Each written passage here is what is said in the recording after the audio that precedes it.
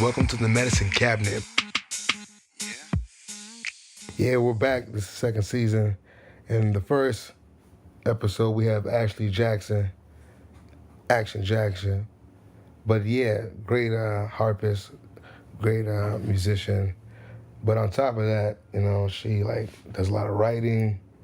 She does a lot of composing and just a really great person, really smart girl. Really got her head on her shoulders and she really inspires me. And we interviewed her hoping that she can inspire you guys.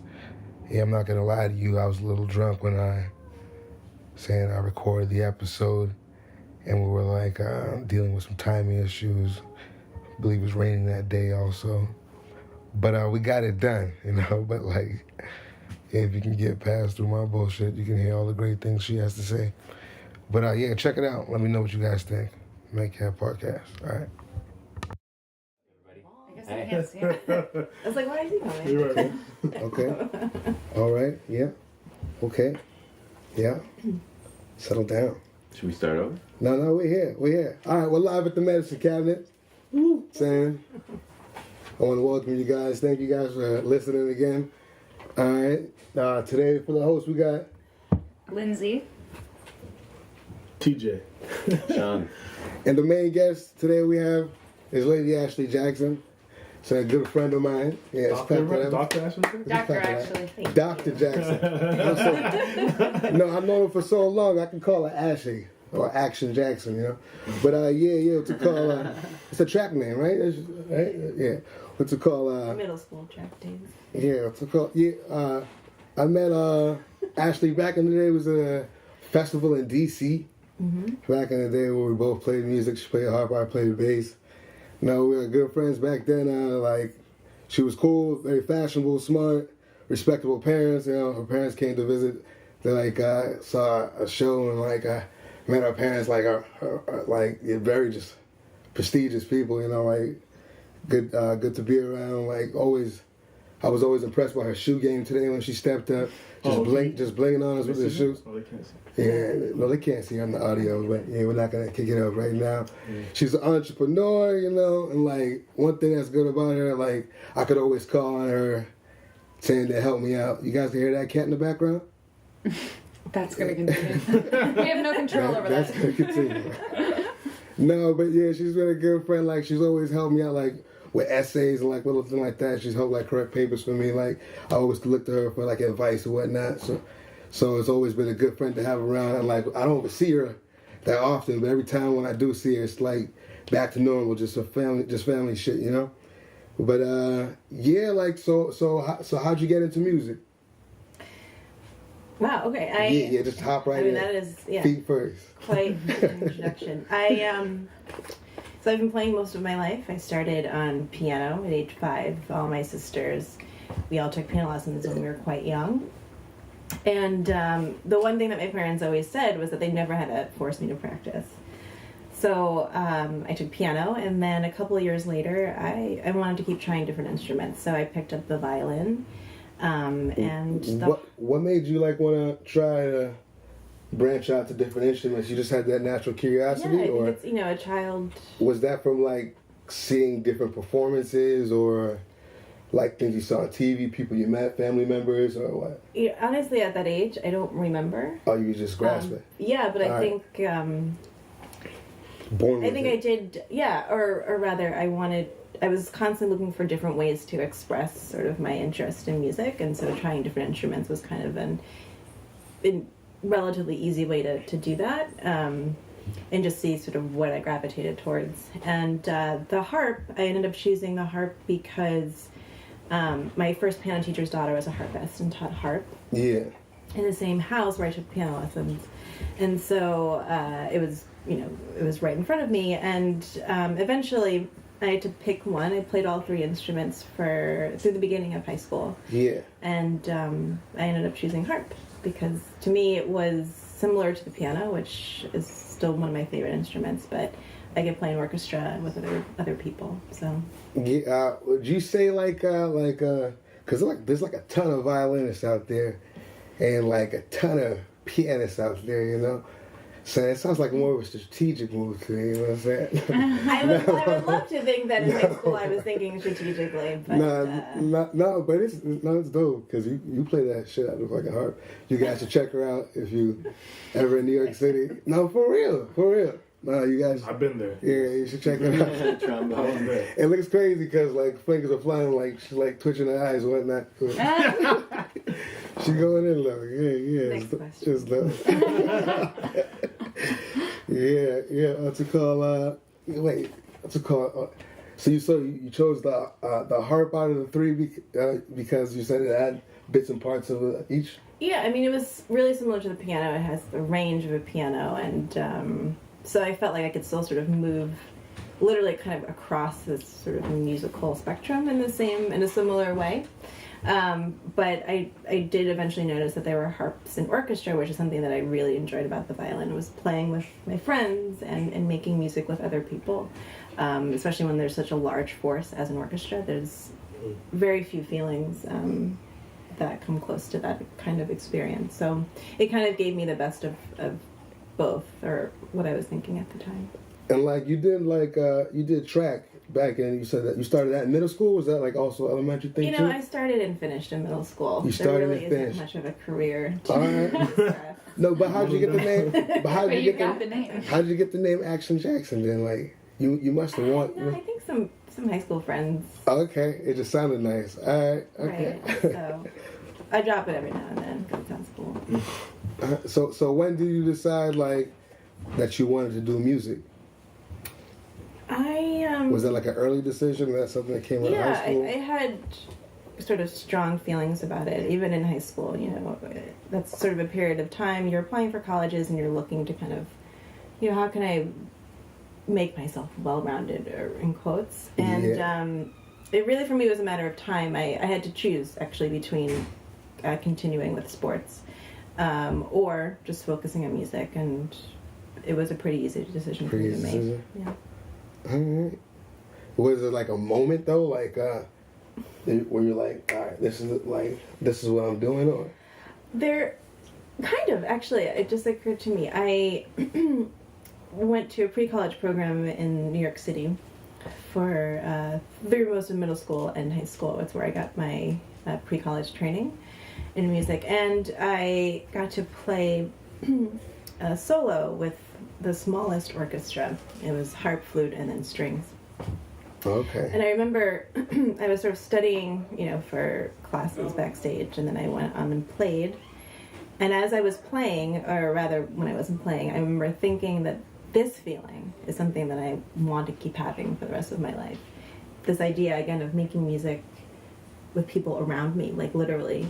Yeah. It gave me chills, and I actually do think about that moment every now and then. Yeah, there's something special like when you're on stage and you have like everybody's attention, and like and when you feel good about your playing and you're like playing well, and like it's like nothing kind of really beats that feeling, and especially if it's in a good hall, like to the sound.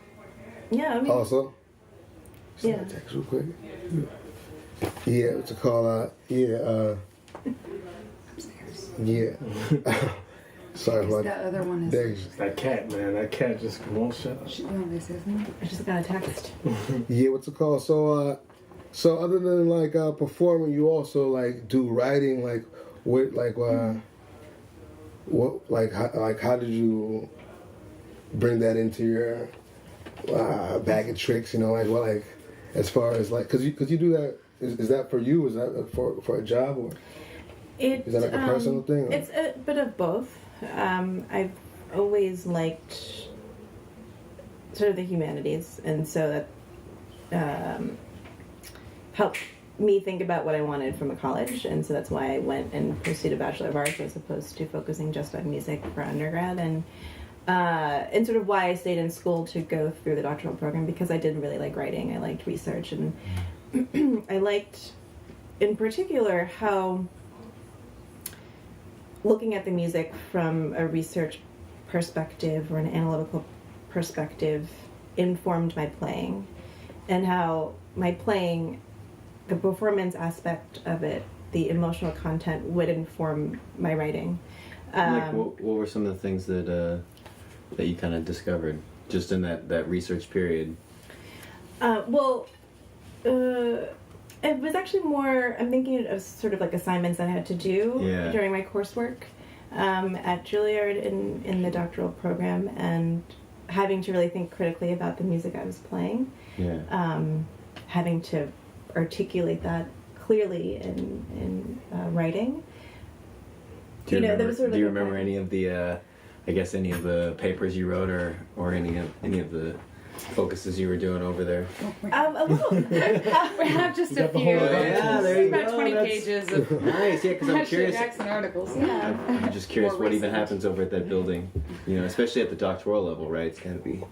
It's a lot of. I spent a lot of time Hogwarts. in the building, between the practice room and the library. But that's kind of where I felt, ironically, at ease in a way. Reading and playing and writing. A mini project or a performance goal I had while I was at Juilliard was to play as many of the Bach French suites as I could on the different recitals, and I did have an opportunity to take a course on Bach's sort of instrumental music. It was a very general course, but I did get to kind of dive into the scores themselves, the original editions, and also talk about the individual dance movements. And it's just, in music, as we practice, we're constantly looking for ways to look at a moment in the music or in the score from different angles. And you can do that even more when you're researching it and when you're writing about it. I guess it's just one example of how the two actually really kind of coincided. So you never planned on just being a straight performer? That was never your focus? No, I don't. It wasn't. Like when you originally started playing, were you like, I just want to perform, or that was never the case? I mean, I guess before college and even through most of college, it's hard to really know what the real world of music is until you're in it. What I did know was that I did have other interests in sort of cultural studies or gender studies, and just times that artists work in and perform in. But I didn't really know how that could translate, I guess, in a practical sense until I kind of really got into Juilliard, into my my dissertation writing, and then of course when I graduated, I said, okay, so I can kind of do a little bit of this and a bit of that. Now when you write, is that like sometimes people have to do that to maintain the PhD, but you seem to write actually pretty frequently, right? A couple pieces a year. How did they come about? Are they things that people are assigning you to do, or is it ideas that you have them yourself? Is it just on your website? Did they get published? Yeah, they were initially. So I guess it was a couple of years ago. I came to the realization that I needed a website. I needed a web presence. And at the time, I was actually working full-time in addition to playing. And so part of my thinking about the website was, well, I also want a reason to keep writing. When I graduated, I did sort of need a break from particularly the more academic style of writing, because the dissertation process is one that was very intense for me. But there was, I was like, I know I just need a break and I will want to come back to it. And so the website actually was in part for me to just start writing again. And so it began, I was going to concerts and friends' concerts. And so the first sort of few essays on my website are reviews. Just, ways for me to engage with what I was hearing. And then I sort of also went back with my old articles or program notes. I also did a fair amount of writing program notes professionally, and just sort of like retweaking them for the website. And then people started to notice, and so sometimes I am asked to write articles for different websites or publications, but it's mostly, I guess, for me to share. Cool. Cool, it's dope. Yeah. Program notes are crazy. So what? I what's actually your? really like it. Hey, Sharif, what's going on? Oh. Number one supporter. Thank you, Sharif. So what do you like when you write one of the program notes or something? What's your favorite? What's some of your favorite pieces? Like, can you give us like a Goodness. like? This is a while ago. I know. Just bring it back. I brought back something on my website. The WC String Quartet, something that I've always admired and loved listening to. And so I was excited to get to write about it because it meant that I had to really sort of dig into not just the music, but Debussy himself and the peculiarities of that particular string quartet. And so I like program notes because it's often repertoire that I don't play, but I'm somewhat familiar with. Do you find as a harp player, do you steal other rep just to, like, will you play, I don't know. I mean, I don't know how much piano music you can actually play on the harp, but do you just like to take pieces? Or would you play like a reduction of that Debussy string quartet? I wouldn't do that. I mean, anyone who transcribes something, a lot of us do, not just harpists, but at some point, we want to get our hands on music that we love. But there are many considerations for things that make sense to transcribe. Right, that's just too many voices, right? Right, and and the string quartet medium, it's for Debussy, it was about the timbre of the individual instruments, and so it doesn't. I think it wouldn't do the music any justice to sort of pull that. I do like, for example, I mentioned the Bach French suites, which were for keyboard. Those do tend to sort of translate pretty well for the instrument because the counterpoint is not dense, the texture isn't dense, so on the harp it does work pretty well. That's what's up. Yeah. I was No. Apparently, because we tagged you in the live feed, and your tag is like Ashley Jackson, like the athlete, like. For my middle school tracks, that's funny. It keeps on following you. Alright, maybe we got some followers from that though.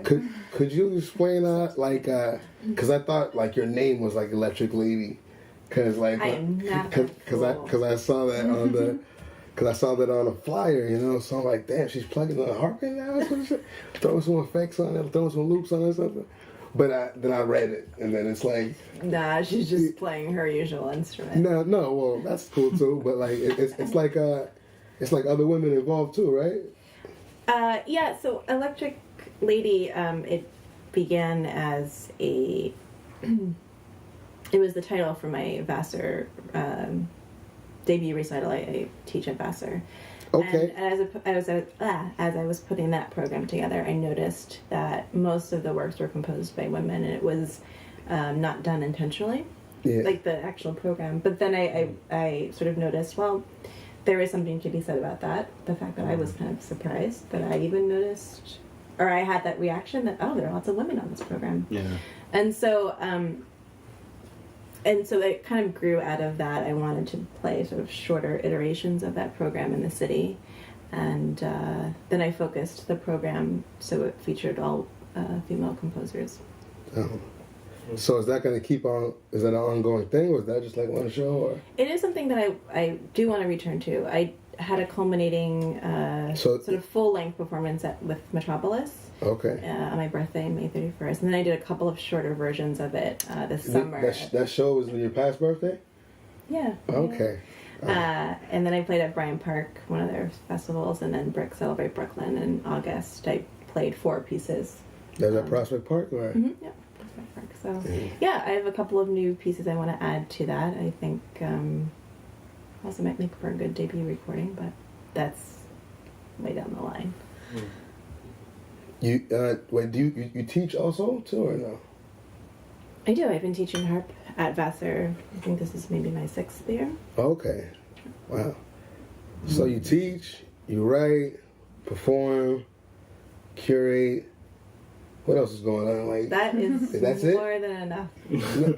So like, oh yeah, Traveling.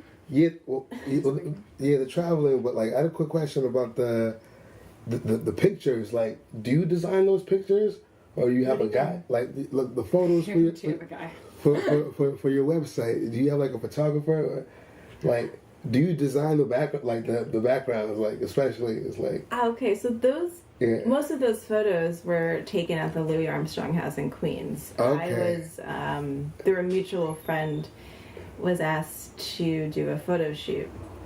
The blog is called Swagger.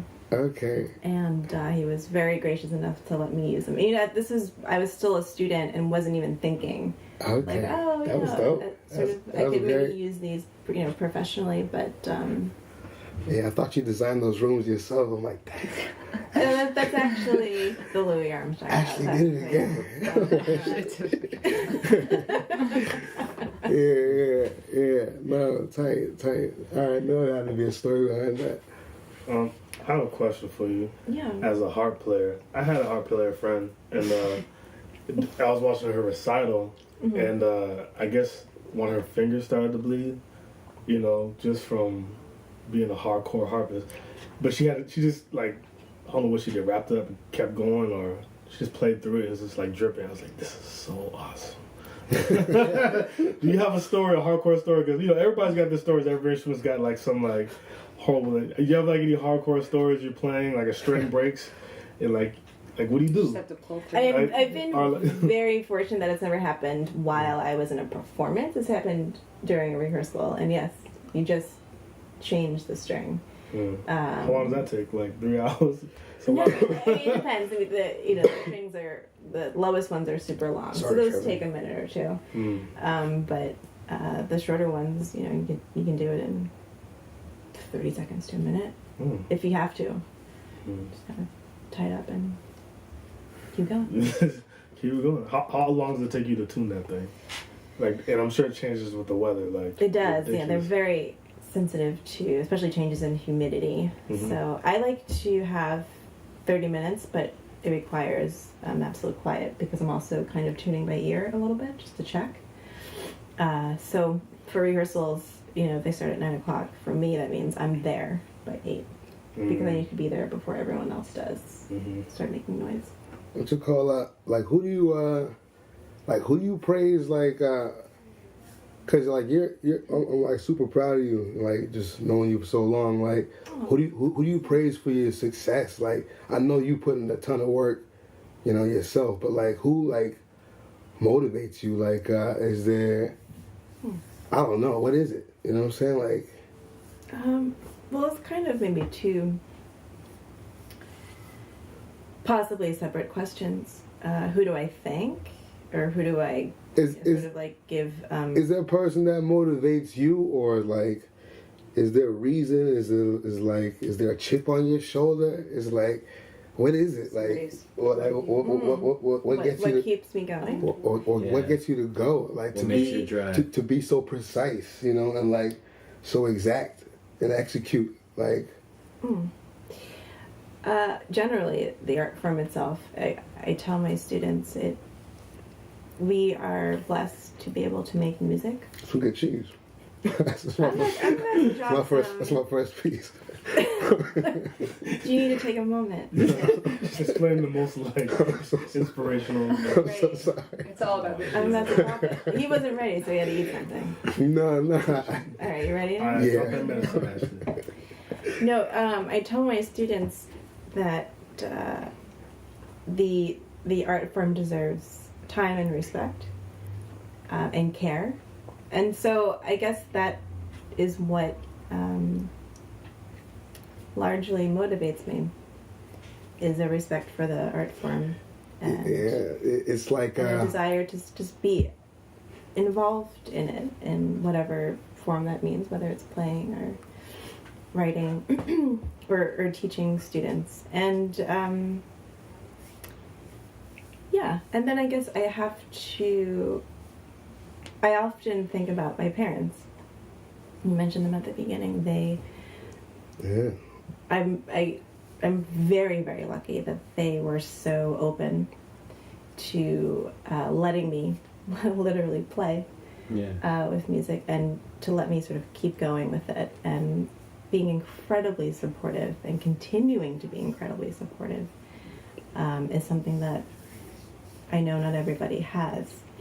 And I'm very fortunate in that. One thing that I hate, like when I teach at like these summer camps, you know, like saying with young POCs, it's like when they come in, like, yeah, my mom is like when I play the violin, it's like, I'm like, damn, this kid ain't got no chance.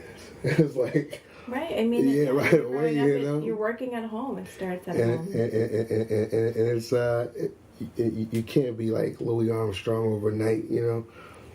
It takes time, you know. It takes experiences. But yeah, that's dope. That you had that too, you know. Are there any things that you do? I mean, within the different disciplines that you're kind of practicing on, anything you do on a daily basis? I practice. Like within, like let's say one of them being writing. Is there something that you do every day, just in the writing category?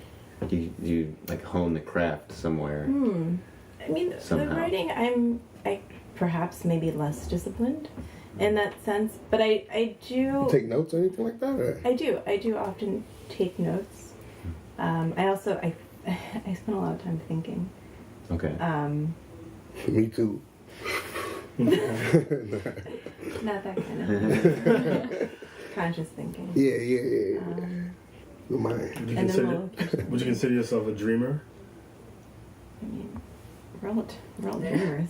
But like, you know, do you just sit there like literally like with a glass of wine and a book and just look at the stars, like that kind of thing? Oh, I wish it were that romantic, but I Because it's dangerous, right? Because it's like the same thing as saying like, like obviously you're very accomplished, but to someone who like, let's say me, that sounds like I think a lot. If I say that, people say like, oh, well, you're just a musician who daydreams, right? Which is different than someone who's really doing work, who thinks a lot, right? Who has these 4 practices that you're doing. So I'm curious what you do to kind of grow these things in order to make the things that you've produced in your life, you know, and made these accomplishments, as opposed to just thinking and maybe not necessarily going into any sort of outcome.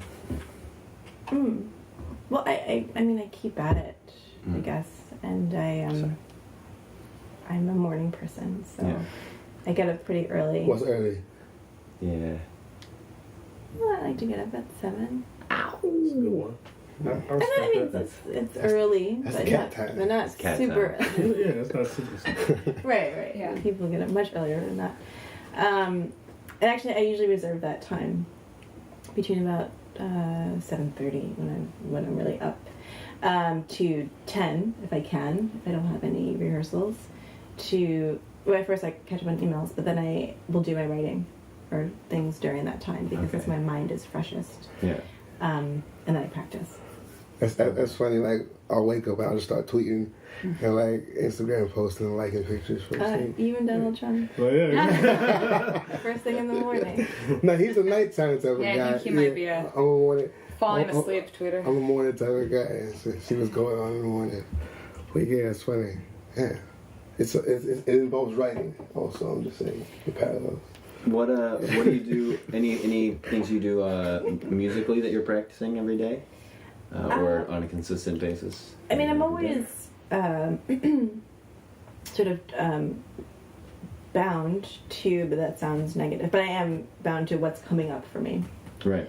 So, What are you working on? That's what I practice. Yeah, it's good. Actually, I had an intense past couple of weeks. I had 3 concerts in a week, and so now I have a little bit of a lull in terms of I don't have any rehearsals or concerts coming up for the next couple of weeks. So I'm looking ahead. I have a big chamber music program that I'm presenting twice in the city. The first time in December, and then in February, and it's my impressionist program that I sort of stayed away from, but I've always wanted to do. So like the music of the French impressionists, and so I'm like who are some of those who are some of the people in the program? Yeah, so composers? it's largely based on actually transcriptions of piano works by Ravel and Debussy.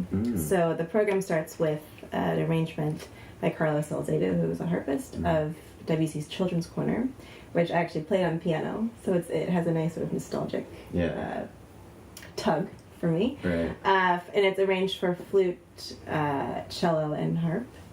And then on the end of the program is also Salcedo's arrangement of Ravel's Sonatine for piano.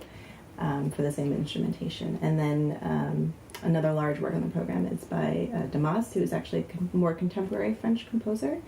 His sonata for flute and I harp. haven't heard of him. Can you tell me anything about him? I have no clue who that. I composer can't tell is. you much about him biographically, but the music. What's his music like? Some people say it's a little bit cheesy. It kind of has a. Why so?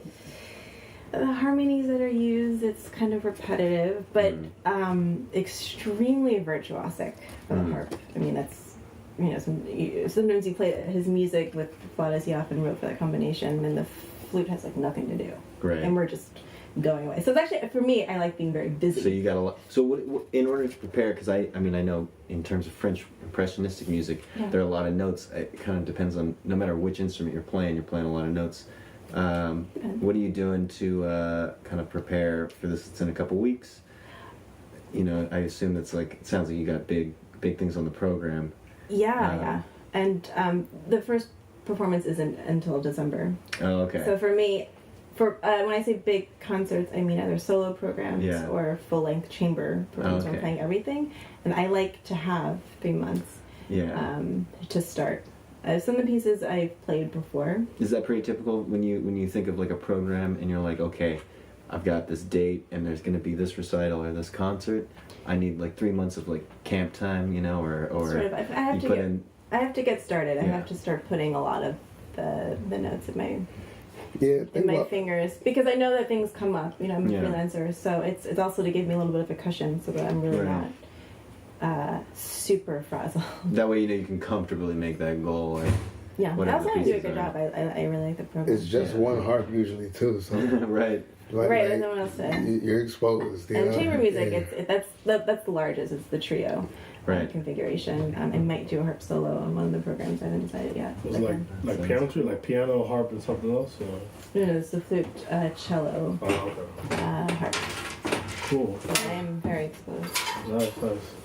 Hey, what's going on, Haas? What's up, man? Yeah, Haas, come say what's up to the camera, man. Oh. Now, come on, you gotta stand inside. Nice t-shirt. Shout out to South Carolina. Yeah, come here, get your head in there, man. Say what's up. What's up? Yeah, there he goes. So we're at the Lawrence right now. You know how that goes down. But dope. What's it called? What's I gonna ask you next? You just came from Portugal, right? A couple of weeks ago, yeah. So what? That was just this summer. Like, where else did you go this summer? Anywhere else out of the country? Or? I did. I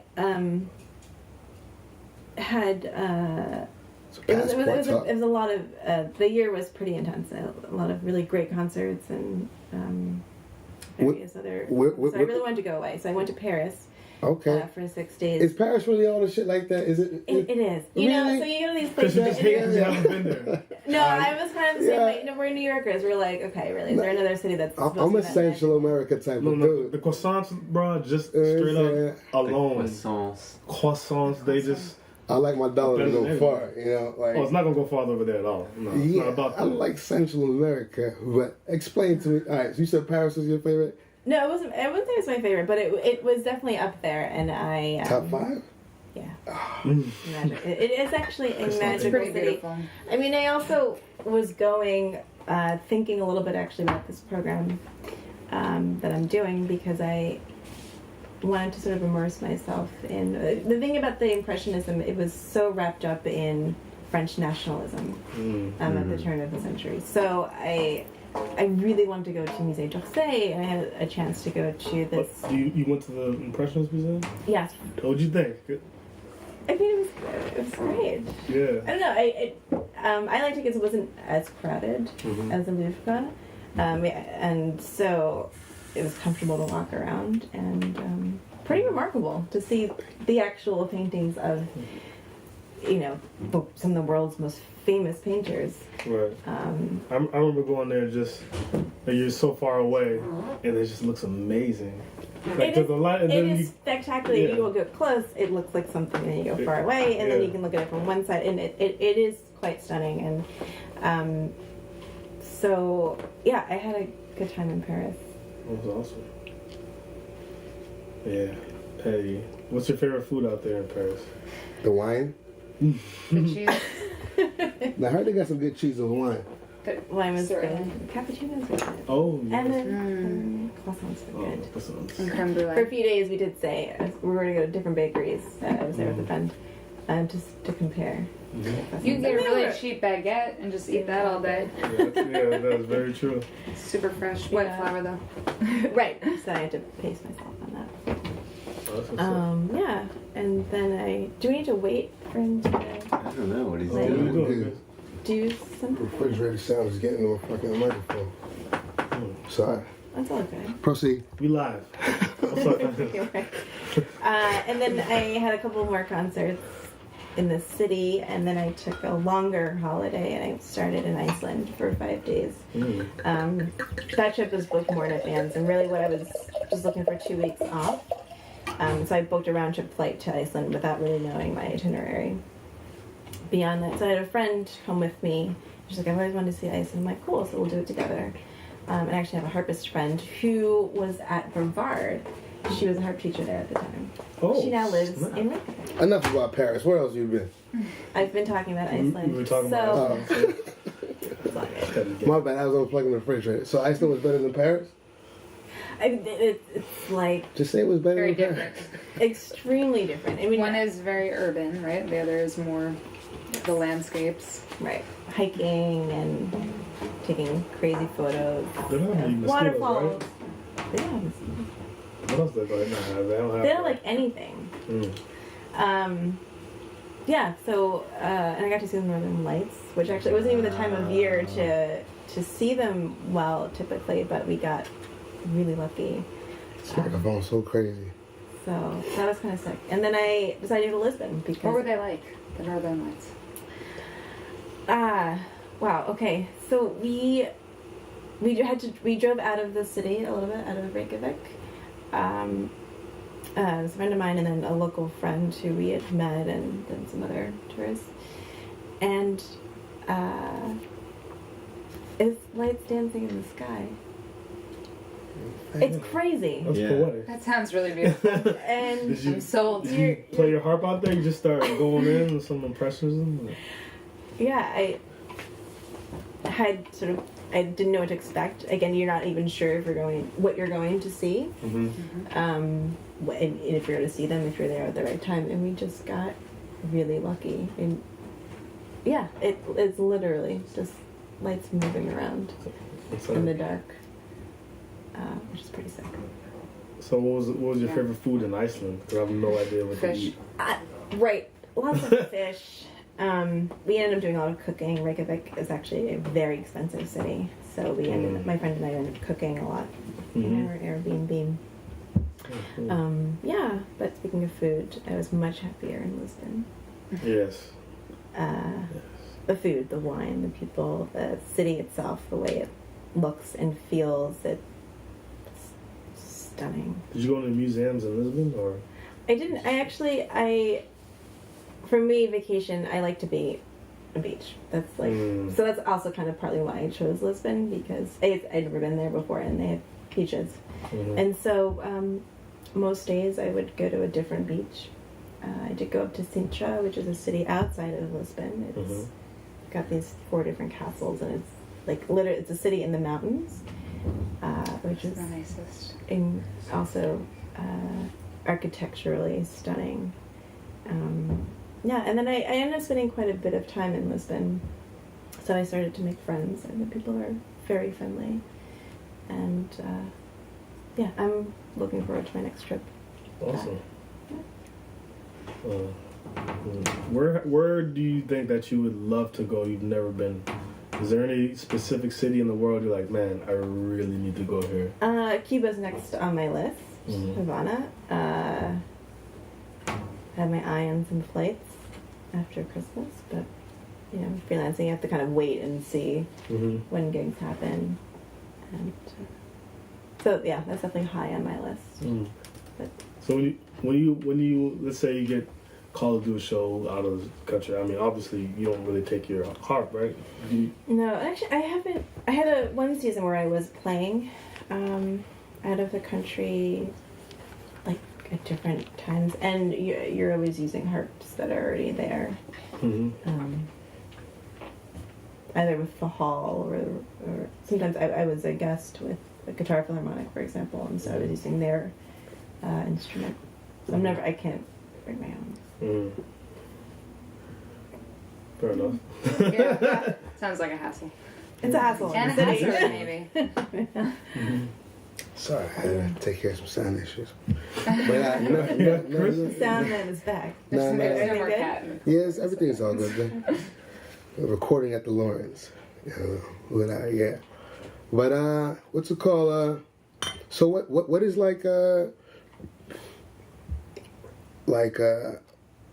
I know you love the end product, but what's the struggles? What's the hard part? What saying is about your career path? You would say besides I guess the booking or finding the gigs or anything else that stresses you out about the process. But even though there's stress, we overcome it because we love what we do. But I'm asking you about those things. Sure. I mean,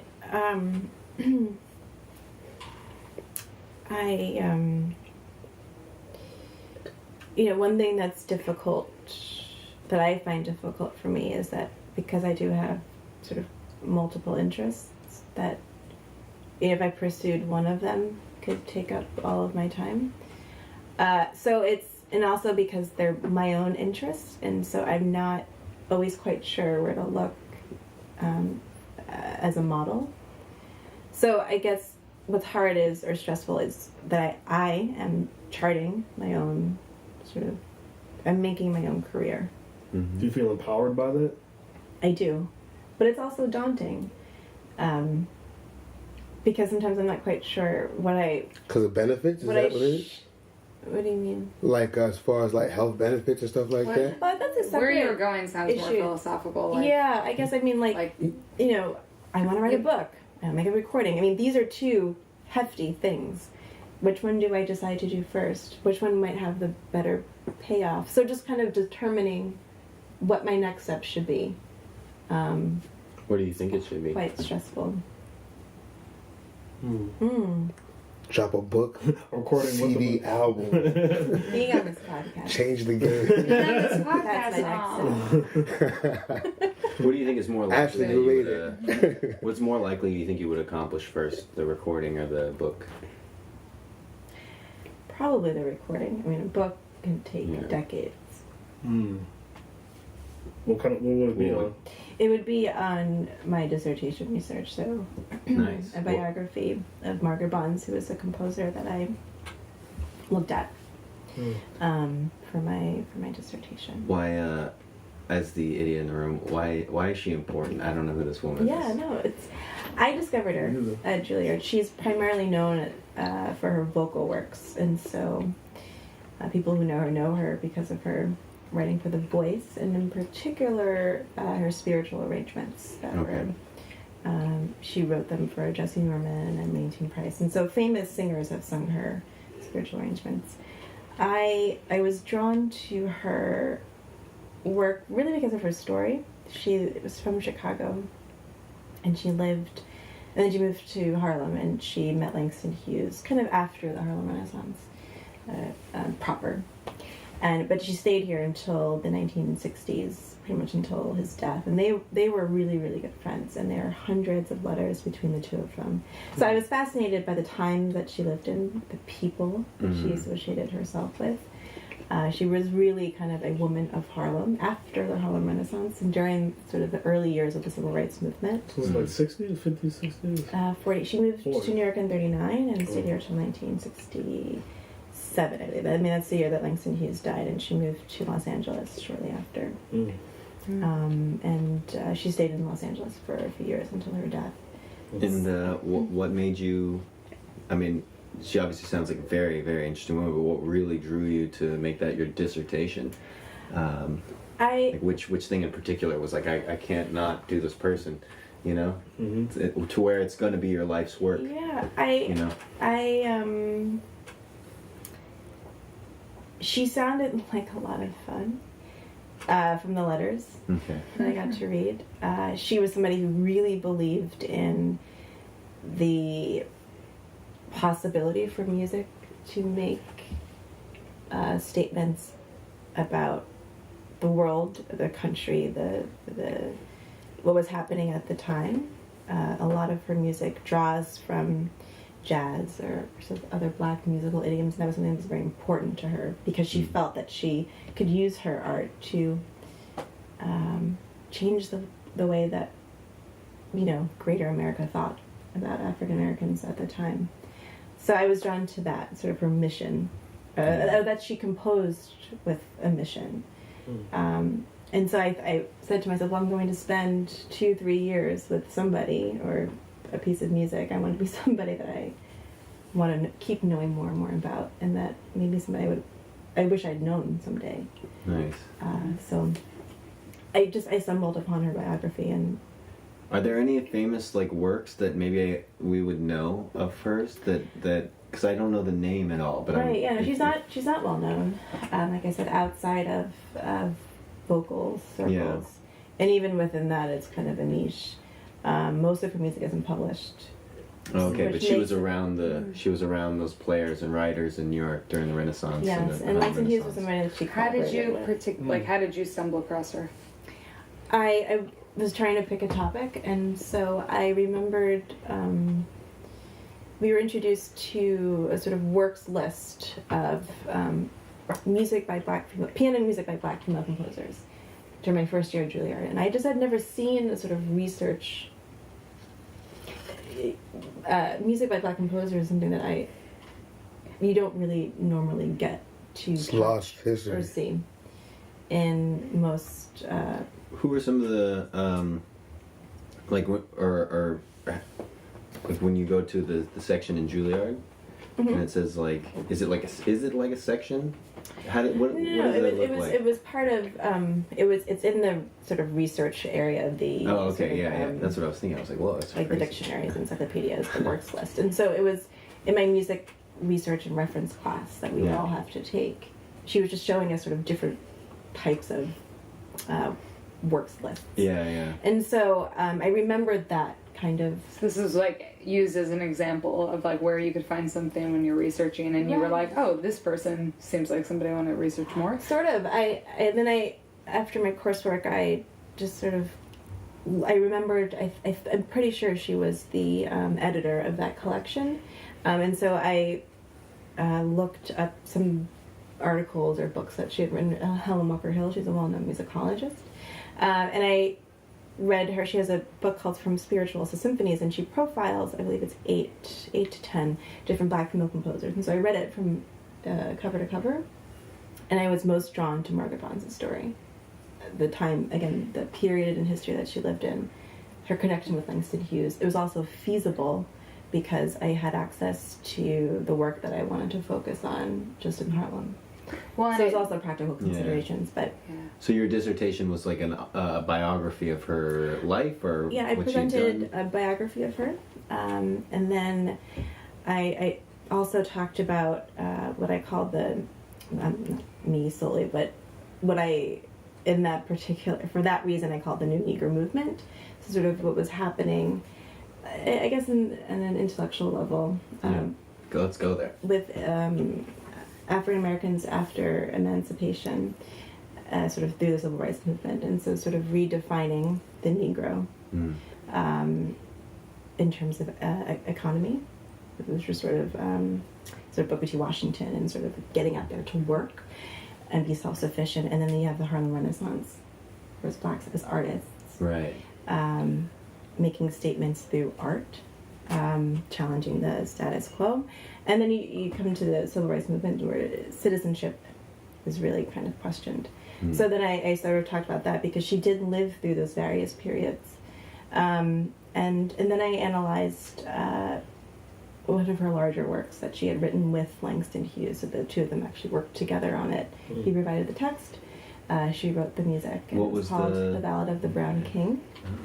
And it was proposed first in 1954, and then she kind of set it aside, worked on it some more, And then there's a new version in 1960 in which it's dedicated to Martin Luther King Jr. And so over the course of the 6 years, there's a history that happens. You see a composer who wants to really kind of make a statement as a composer, so she orchestrated it. To her, orchestration was very important. Sort of, I'm going to make myself a name by orchestrating this piece. But you also have the social context in which it was written, how it changes from 1954 to 1960. And then I do an analysis of the piece. And that's something that you're putting together. That's your reflection. That's not something that you would have found in research. That piece of. I take it from her letters, statements that she had made about the piece. But you're the first one making these connections. Yeah. I'm just trying to point this out. That's incredible. Perhaps. I think it's very honorable that you chose her, because a lot of history gets lost, See, a lot of history, a lot of people get lost in history, and I wouldn't even know. Saying he was talking about dummy in the room, I didn't know shit either. You know what I'm saying? I didn't know either, and that's also That's why I wanted to take the heat. I always like to be the dummy in the room, But to this be the know in is what's everyone's. interesting about biographical work. Yeah. I mean, you mentioned that you read her biography, but is she somebody that's been written about a lot? No, and I guess when I say biography, the book that I was referring to is From Spirituals to Symphonies. They're sort of Spiritual. From Spirituals to Symphonies is a book by Helen Walker Hill. She takes each composer, writes So it's a several brief, pages about their life, and then she looks at 2 or 3 works in some level of detail. I mean, it's really as a survey. So, but you would be writing the biography, presumably. So you'd be the first person. So this is not somebody that most people know about at all right now, to the extent that you do. You're the one that has that. Yeah. I mean, there have been other dissertations about her vocal works. It's crazy now that I just think about it right here. Like the last episode we had Rootstock Republic. You are the first female by herself, saying Juliet was partnered with Jarvis. But and we gotta represent that. This is a damn shame I did that, but you are the first female. Like I should have had a female. Is that a lady? Female's the wrong word. Am I saying it wrong? Woman. I'm a Prince. Are you saying it wrong? Woman. I'm waiting for the next part of this. That's what I'm looking Oh for. my God. Yeah, what's the right thing to say? Lady. Woman? I'm so sorry. I'm not trying to disrespect nobody. No. I think lady's cool. Lady, Female. Hey, lady. You're the Also, first- that's technically right. Probably not. You the first soul. No, You the it's first. biological. Juliet was the first lady. You the first soul lady. But like I'm thinking about my past too, and like the people that advocate for like Black history and for like Black people. It's always been women, and like I could only think of one guy, or I could think of a couple guys off the top of my head, but like I could think of a gang of Black women that have started like their Black own. women basically held up black that started their society. companies Mhm. and doing their thing for the people. But like, do you feel that as your responsibility, or do you just naturally fall into that, or like how? Cause for instance, I walk down the streets because I question all the time. Cause I show up at work sometimes like, damn, why the fuck am I here? You know what I'm saying? Am I supposed to be here? You know, and then, but like when I walk out, saying I'm living in, cause I used to live on 147th Street in Harlem, Broadway, Amsterdam. Nah, There's some history on that block, but what's it called? I will walk out and like, cause like a lot of the parts around that area is like gentrified, but that one block just stays like infested, you know. But I will walk out with my tux. Nah, there's a lot of like drug activity on that one block. Description. All right. Saying? Okay. And like, So you walk out with your tux. I would walk out with the tux in the bass, and like people would be like, "Yeah, like right on!" Like when they see you, whatnot. People say that about bass players in general. I've noticed that. Nah. If you're rocking an upright bass, people No, are no, like, no, yeah, no, dude. Success. But it's the tuxedo thing Yeah, that tuxedo that too. they comment on, like like they give you all that, you know, and I know what they're talking about because they don't see it too often, and I feel like they're proud of me, you know, and said this last episode saying my student's father said, yeah, but like he said his son only knows about a Black president because because he said his mother wouldn't tell him he could be a black president. He said he could never believe it, but his son, all he knows is a black president, and me as his. So I felt like a sense of responsibility as a black classical musician to keep going and like to try and do my best at all times. Like, like, do you have any of that also, or? Yeah, I mean my family, one of many values, one of them was you always have to be, several times better than the rest to be considered equal. Yeah, I still got this shit. They weren't gonna talk about that shit. So I mean, I forget who asked this or what motivates you. I guess I grew up with that. My first bass teacher was a woman, not a female, a woman. Thank you. No, Say it one more time. no. When she told me like, Chris, she was like some crazy shit. She's like, Chris, you got big lips and you're black. And I'm a woman, and like if we're gonna do well in this bass player classical game, we gotta be twice as good. You know what I'm saying? I remember looking in the mirror like, "Well, this is not good." But yeah, I mean, and I do think. Shit was fucked up. Yeah. Do you want to talk about it? Nah. Yo, you don't ask Actually, this. The medicine cabinet. I asked the question. Yeah, but No, you. I'm playing. Go I ahead. know, but I do, because we're performers. I feel like I sort of dabbled in it in some essay from some time ago, but I think that at some point all artists of color are confronted with the possibility of having responsibility because of our visibility. Yeah.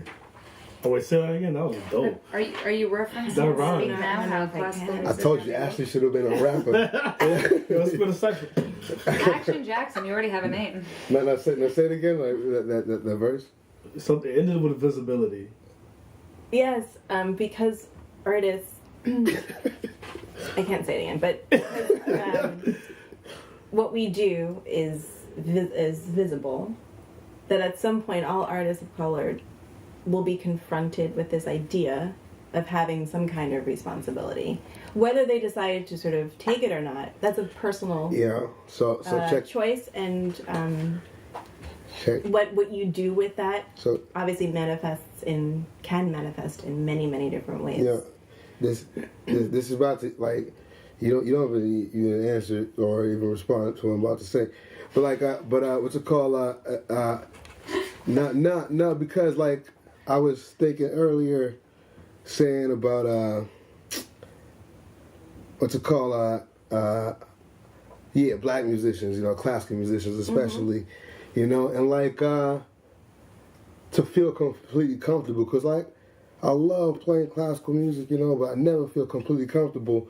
And I remember a time, saying like when even trying to find a mate, and like I remember specifically telling myself that like I need to find somebody that's gonna understand this orchestra lifestyle that I'm in, and like so that would like I would like exclude like a lot of black women, saying from the jump, and like in my subconscious, saying from the influences of my surroundings, and like and when I think about it, saying out of all the classical musicians that I know, I only know 2 black couples like married, only 2, and I'm what? You mean in which they're both musicians? Both classical musicians, Yeah. or even like a classical musician. All right, maybe like 5. You're saying, you're saying 2 to 5. 250%. Yeah, 2 to 5 is not that like. Right, I'm still a very small. You know what I'm saying? Like 2 to Yeah. 5. You know what I'm saying? I'm 33. You know what I'm saying? And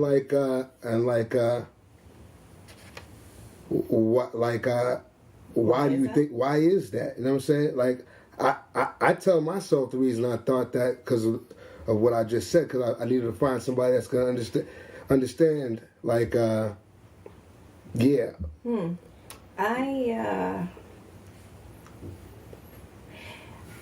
I'm trying to say this. These are the big questions.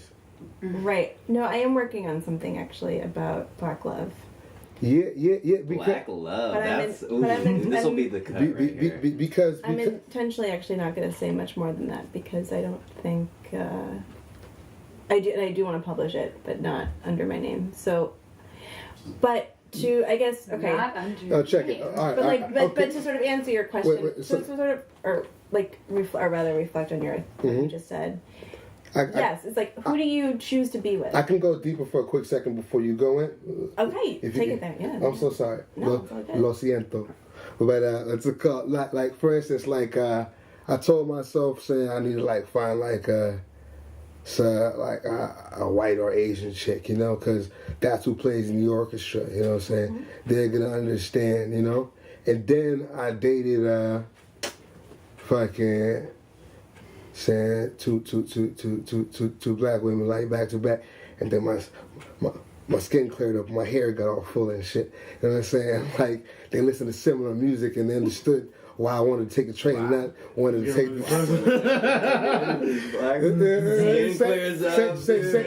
Hair gets fuller. I'm just telling you what. I'm just telling you what happened. He's opening up. I'm telling you what happened in my life. But at the same time, saying I'm not saying those two relationships had worked out either. But I'm saying like there was there's different comforts within each. You know, saying that I found. I'm not saying one is better than the other. Not saying I still believe in love. You know what I'm saying? Like saying you your genitals know who you want. You know what I'm saying? Like. Fucking like. We definitely know. Hey, where's the question for us? Actually. Yeah, where's the actual question? Nah, you see the foundation I'm putting out. Is there any comments you can put on top of it? You know what I'm saying? Like. You've laid out a lot. Yeah. So like another before I cut you off, what were you saying? You know what I'm saying? Like. Well, what I was going to say actually doesn't really work within the context of The rest of what you just said. Okay, but yeah, I mean, who do you spend most of your time with? There are so few of us in these classical orchestras, in classical music. So, and yes, you are concerned about somebody who understands me, but, and that's a very individual, personal. You have individual, or rather personal answers to that question. So I don't know how to say this, but rather, at some point you might decide that what I need, what feeds my soul, is somebody who understands this part of my identity, as opposed to something else. And that changes, or at least has somewhat changed for me over time. Same here. I said same.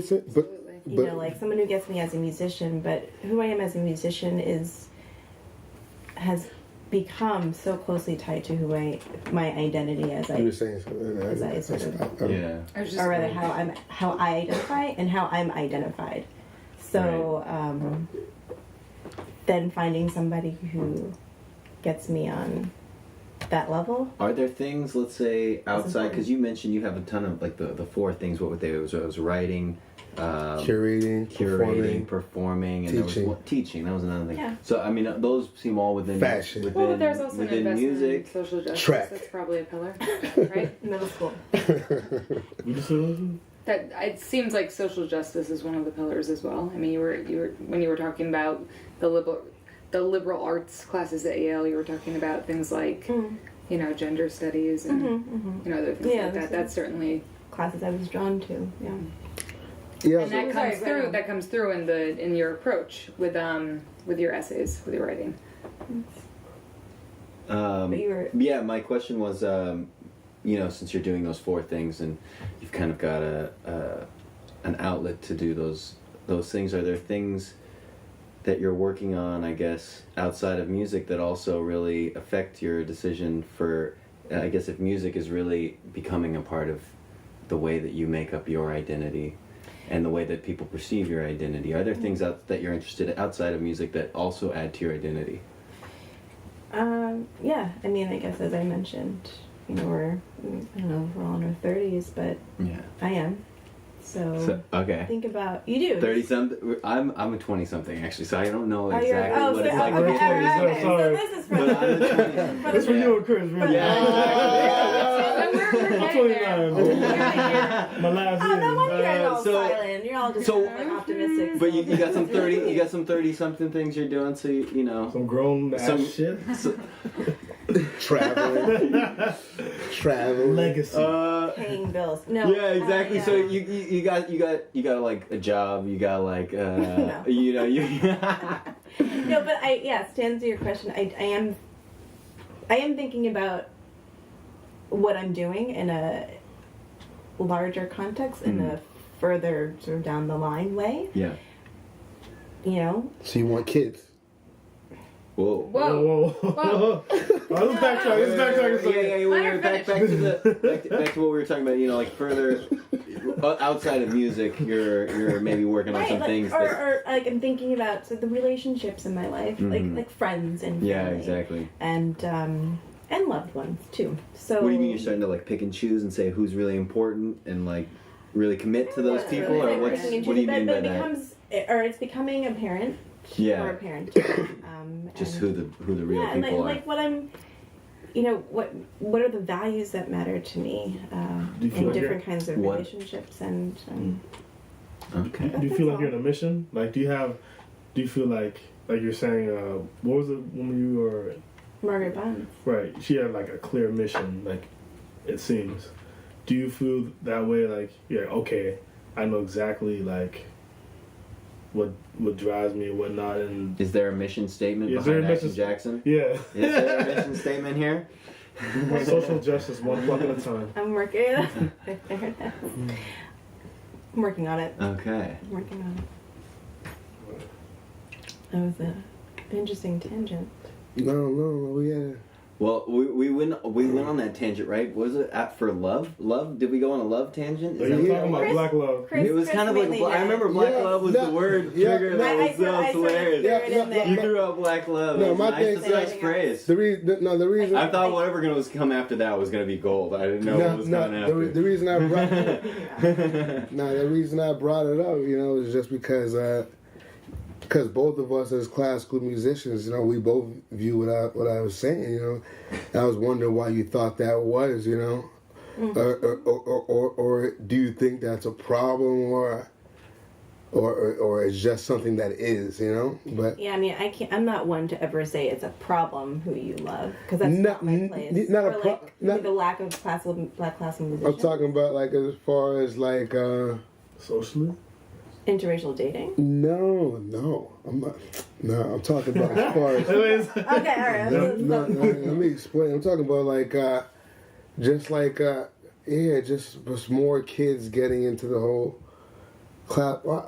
Inspiring young black people to play. Well, it's not even against black kids. I guess it's just America. Because listening to your other interview today, it's just like I guess classical music in like Europe compared to America is just. That was It's just two different things, you know what I'm saying? Like, it's just. What's Yeah. this from Well, how Europe? it's like Oh, built The reason in, I brought it Germany up, when you're talking like, about because that. it's the way I feel uncomfortable Usually. from time to time in orchestras, will there be a time for like a young black kid to feel like, oh, I'm an orchestra? Like, I'm not a black musician, I'm just one of the other musicians. Like, is that time ever going to happen, I mean, you and I, we work really hard, so partly because we do carry responsibility. On some levels, I almost think that's part of being black, is having a sense of responsibility for future generations, something that's instilled in us. So we work hard so that won't be the case for those who come after us. But those who came before us also did the same thing. Yeah. So, That's kind of a truism for everybody, though. Too, right? it's like, different groups have had very different histories in this country. Right. I can only. But leaving the speak world about- a little better place for your kids. Sure. I mean, Right. yeah, we all hope for that. At times I'm optimistic, at times I'm not. I don't know. I mean, Yeah. we're having the same conversation that I'm sure Margaret Bonds and Langston. I know Margaret Bonds and Right. Langston Hughes. So what were definitely some of have. the things that maybe like the little gems that what were some of those like conclusions that they reached? Because that to me is a really interesting relationship because I'm a huge Langston Hughes fan, Yeah. and I lived up in Harlem for a little bit when I first moved to the city. Okay. And so I know his works, and I'm curious what their interaction was like, or what were maybe some of the Things that they talked things about. they talked about, the focuses, the conclusions. It's interesting, the letters, I should mention, they're mostly one-sided. So Langston Hughes was so great at keeping all of his correspondence. He Right. It's like color coding things. So when I say the okay. letters, we actually have most of them from her Yeah, to him and not not the other way around. Yeah. So that's like sort of the He asterisk. was very romantic in that way. Well, I think she also just, she didn't keep them. Oh, okay. Right, Langston was very methodical about keeping. Keeping all of his Was correspondence. he writing out and letters with tracking other it. people, and this was also in the Dewey Decimal System of his wherever he kept them? Probably. However, Amazing thing to picture. Yeah. So they talked about kind of everything. I like what one was doing for Christmas. What Okay. so and so was doing. social events But also. and gossip. It sounds like, right? Yeah, some A little bit of gossip. gossip. And Having to- but like Margaret or I call her Margaret. That's all I right. guess We'll call her Margaret. It's easier now. Mrs. Bonds. Yeah. She, she Mrs. would tell Bond. them about different projects that she was working on, or who Yeah. came to see her, and she would, oh, I'm working on, this chamber music program that's all black composers, or this black composer came to see me today, and I, this, and she, or like I'm thinking about this for this poem of yours. Oh, okay. So there really actually is quite a range about. And they would kind of with regards exchange ideas on each other's and works. some of them were even business oriented. Like, I sent this letter off to so and so today about possibly having this performed. Can you come? Oh, okay. So they had quite a multi-layered relationship. I think. Where did you access these letters? So they're originally at Beinecke Rare Book and Manuscript Library, which is at Yale. They're also they're copied at the Center for Black Music Research, which is located in Chicago. It was actually where I ended up doing it, but I did also pay a visit to Yale. You said Margaret and Langston Hughes were talking about these same issues, right? And I was watching the story of Hugh Hefner on Amazon. The Playboy documentary. I said it. Yeah, and David Eisenbach was on there, and we interviewed him, and Yeah. it was crazy to see him. Like, oh my god! But yeah, I was watching because like Hef was like big into those like the social justice things too, and like, and I'm watching the same picket signs that they got the protest outside Yeah, right it's now. weird how you watch those They're like documentaries and you're like, stop police brutality, and then yeah. and then a couple weeks ago on my Facebook, it's like stop police brutality, but he's wearing like some skinny jeans, and like, why do you think the same things are going on? Like, do you think there's been much of a progression? Like, I think I can't deny things have gotten better. Well, Absolutely, yeah. Let's do that. Yeah, where have we just progressed even from that documentary, which is the Hugh Hefner thing, right? They're talking about in like the 60s and 70s. That's where I've we seen went to it. school together, so there's one. Yeah, exactly. right, yeah. There's one thing right there. But where are like what are like the big advancements so far that you see, like just from the 60s? Because that's the big last civil rights movement that I know of in history, as being like, that's it right there. To me, we've just been working since then to another big movement, wherever We that's try going to to be. maintain some sort of movement. Yeah. in certain but Where are we going? Though is my question. on an artistic level, though, like Yeah. from like what they were talking about, like Langston and Margaret, like the same. We're still considering ourselves with some of the same things. Margaret Bond said she had a chamber music group for a little bit that only played black classical composers. Right. There are groups today that are fighting financially and for audiences to do the very same thing, and this is 50 years later. So, yes, advancements have been made. Yeah. Where I guess where do you see it in terms of like, are we moving at an accelerated rate or a decelerated rate in advancing? Do You know what I mean? Like, are we slowing down but What's your still perception advancing, of the or race? in terms of Is it like very black people in limited? orchestras and the way that you see just POCs There- used there- in there are music too far and of art? us in professional orchestras. Is what? Say that? There are too far few of us in professional orchestras. True. That progress is dismal. And you think it's getting more dismal or less dismal as we move forward? I'm not. Well, orchestra's dying out. Yeah. I, Oh, So okay. it's like, Right. Yeah. that's also like you can look at that from multiple ways, but Yeah. I'm not going to make any kind of informed assessment of Yeah. where are things heading. I'm in it just like the rest of us, so I can't foresee the future. I've also never played in a professional orchestra, so I can't speak with any kind of authority Yeah. from personal experience. So no, I see a lot of orchestras trying, and like that's better than nothing.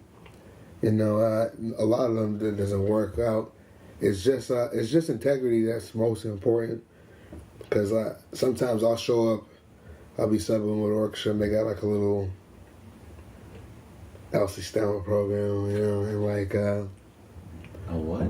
Elsie Stammer is like this thing I started in Venezuela, where they would like hook up like the poor kids with like instruments and lessons, and like really help them out. They changed a lot of kids' lives out in Venezuela, but they try to take that model and bring it to America. But what ends up happening, people start these programs just to pat themselves on the back and be like, yo, I'm I down, love black kids. I'm down with the black kids. You know what I'm saying? And then they put these black kids on these big posters, and they don't let them bring the instruments home, and they give them like one lesson a week, and then they play a concert, and then they got the white kids sitting behind them that are fucking just beasting on them. You know what I'm saying? Like, Right. and like the pictures that they put up too is like the ashiest pictures. And it's like, I'm telling you, So you think it's- I'm there. I'm telling you, I'm there.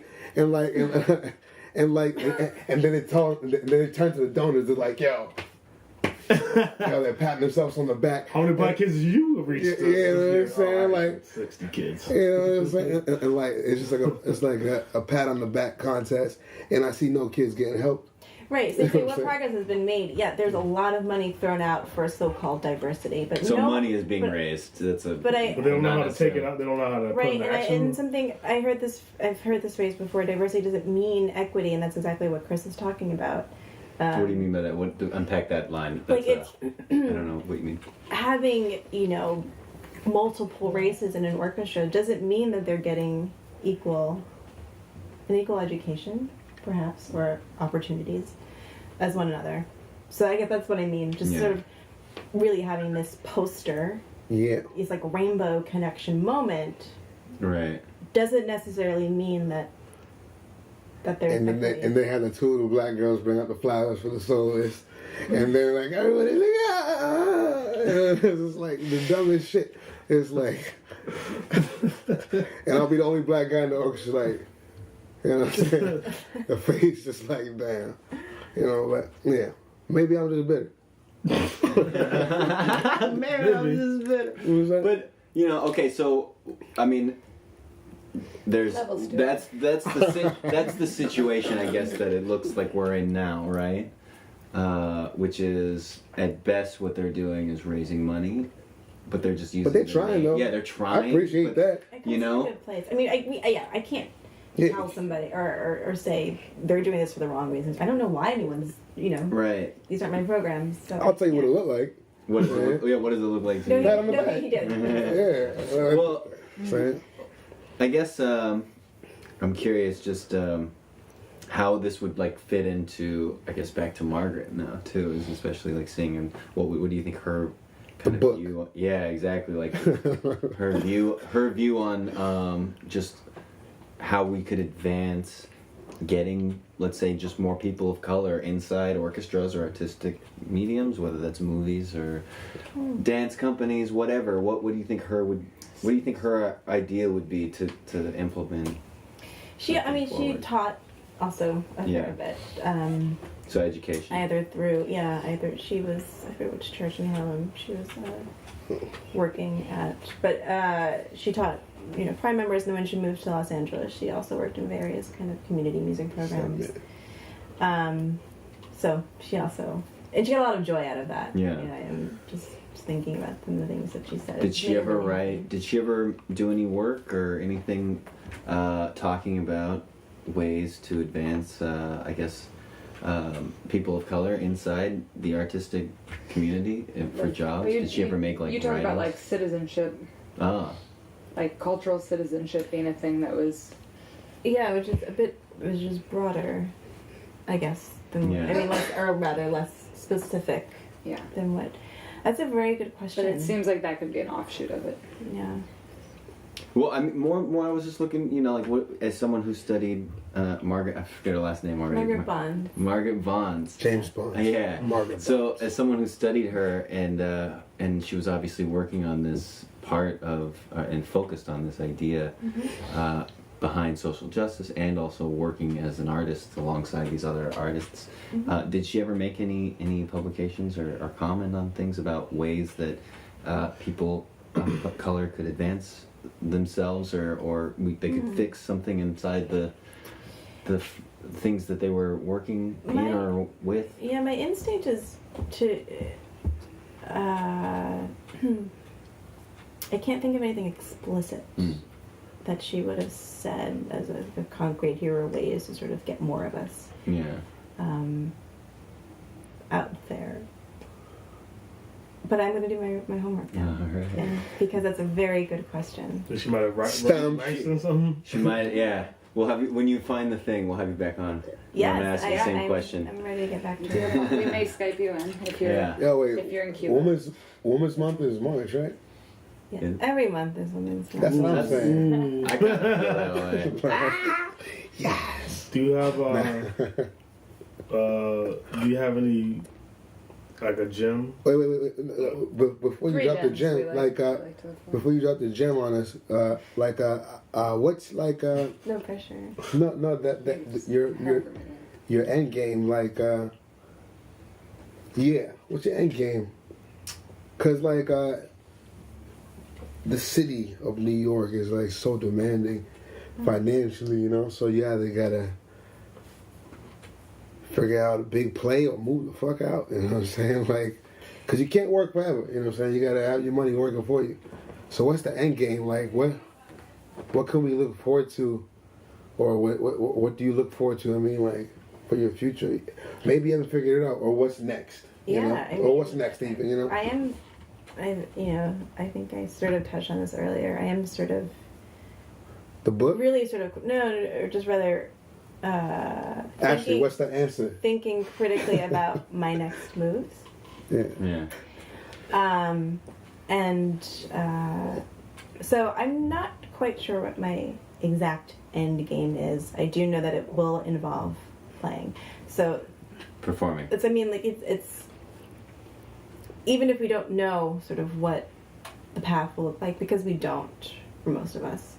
I think as long as you can ask yourself an answer. So you don't what matters to me? So what you do I need out of life? What is the sort of thing that runs through me?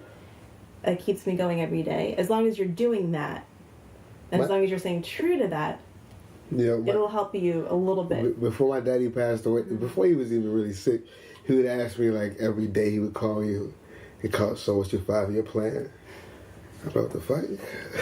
5-year plans. And then we talk. I get off the question next time I talk to, "What's your 5-year plan?" And I get so mad. Yo, stop asking me that question. You know, but do you not keep a 5-year, or you just living right now in the moment? That's how I live. I'm not hating on that at all. Yeah, I mean a little bit because we are in New York. You can. I use the word afford too loosely, but you can afford to live in the moment because there are so many things that you can have your eye on. And unfortunately, there have been a lot of really good opportunities for me here. But I do know that 3 years ago, I would have never imagined a lot of the things that I'm doing now. So I have to stay open to being in the moment, just sort of letting sort of things happen and allowing my interest Kind of when big it's city piqued by mindset. something, then to go with it. That's important to me. But like I said, as long as it's related to music, that's kind of the one thing that I need to remain constant. Okay, and I have like a few last questions before. Like, these are a couple questions we didn't get a chance to read. These are like small questions. Okay. I never really seen you with a weave. Yeah, have you ever rocked a weave before? The weave? Yeah. The weave? Well, we're gonna talk about You ain't gonna answer that. I've never Is that like a typical thing you can ask somebody? Nah, because she's like... I've never seen you with a weave, bro. Nah, she's like so natural, like... we can talk about that. Saying Yeah. like, cause her fashion, her style, like, saying like, I just never, like, when I think back, I never seen it with one. I remember seeing a perm or something. Yo, we ain't gotta talk about it. She was gonna talk about it, but let her talk. Oh man, that's awesome. What's the other question, Chris? The other I'm just gonna choose. It was a dumb question. Keep it to yourself. I had it in my head. It's gonna come back to me. Yeah.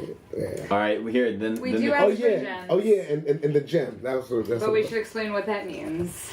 What you want to tell the listeners to keep them going, you know, like, or what's the main thing what's that battery? Like a mantra, or like just something that you've discovered as being helpful. Your own brand of medicine. If there's Yeah. just like a product, Drop a you know, dose on just them. it could be anything. Drop the dose. Inject them.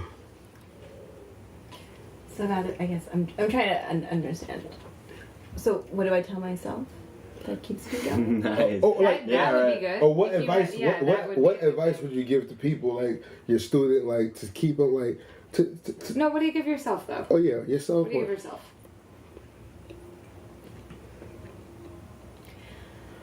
Oh,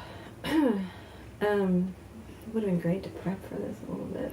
Yeah, right. I feel like there's a It's lot big- lot of pressure. Can you put it We're into gonna like ask people. 10 words or less? No pressure. Do you want to get back to us at a later Yeah, date? 30 with the seconds. gem? What's the gem?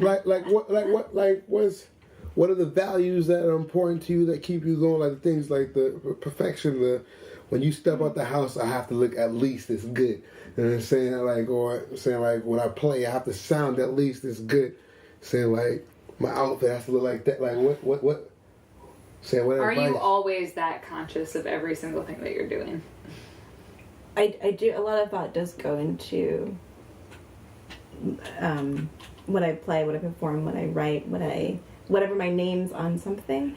And that's it. I haven't thought about this in a long time. I suppose it probably comes from my dad, who's also known as Silver Fox. Let's go ahead. Let's take a but pause and give a clap. When I was in middle school, I walked out. I've always liked playing with clothes.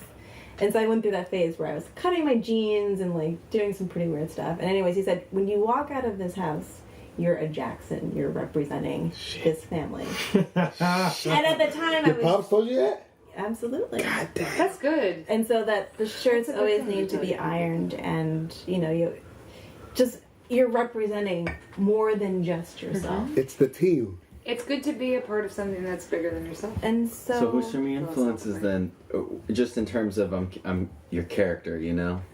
I mean, we know Margaret Bonds is someone that you were drawn to, you really respect. It's just like the, not to say that you're pulling from her style or anything like that, but who are some of your, now that we just got that you're, you know, you're representing something bigger than yourself in the Yeah, world. but I Who are don't- some I don't of mean your that- I influences? don't want- I think the gem right there, though. yeah, I Like, don't, Yeah, and exactly, It's that's what I not mean. just about like my I just shirt mean, being like- a certain way. It's, Yeah. Sorry, it's just whenever my name is on something, Exactly. I'm actually, Who are some of those big influences other than Margaret? What's one more like of those, like someone you grew up thinking like, oh man, that's my person, guy, girl, in between. Something. Serena? Yeah, Serena. You Janet know what I mean? Jackson. Who's another one other than Margaret? Because Margaret wasn't necessarily. Ann Hopkins. I even didn't even know Margaret. Beyonce. Beyonce was really cool. I She was I the guess freak sort kid. of this intense attention to detail that I Okay. do have. I think probably comes from my mother. All right. She's just extremely meticulous. Nice. And but it's a combination, between I guess my parents. They couldn't be more different than one another, but You hear that, guys? That's the answer. That's the gem. Find yourself a good wife or a good husband. Saying raise a good kid. Saying you got somebody's gonna be praising you.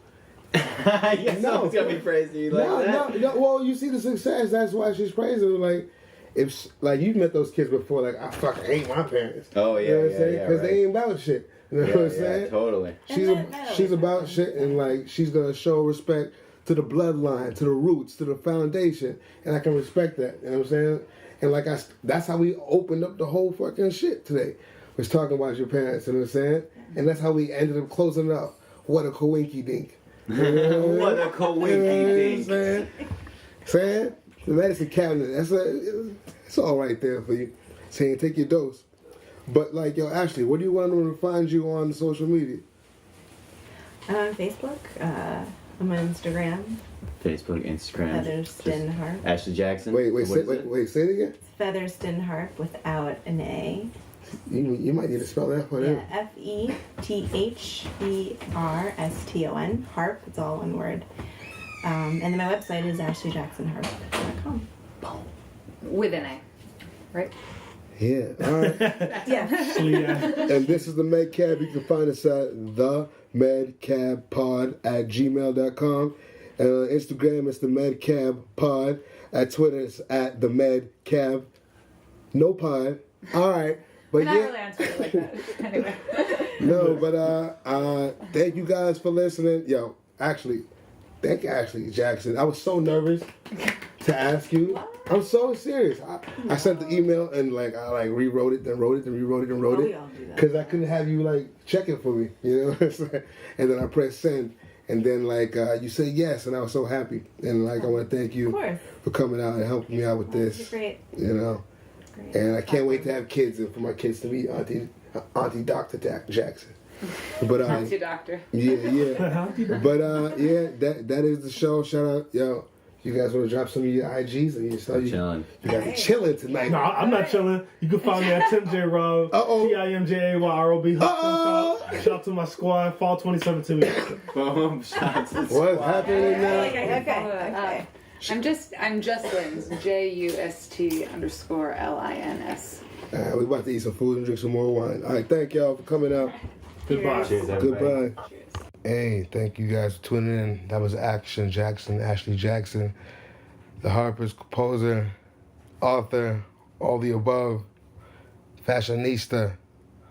Yeah, great friend of mine. But I hope you guys enjoyed the episode. There's connections to all her links and handles at the bottom of the page. But yeah, the featured artist for this episode is Alana Roth. She's a public defender in the Bronx, but she's also a painter. And the painting of hers that I chose is called Addiction. It's a whole bunch of little cigarette butts, different angles and different shades. But I like the way she brings beauty to such a disgusting habit. But there's also connections to her links and handles. But let me know what you think. Thank you guys for tuning in. This is the MedCab Pod. All right, see you next time.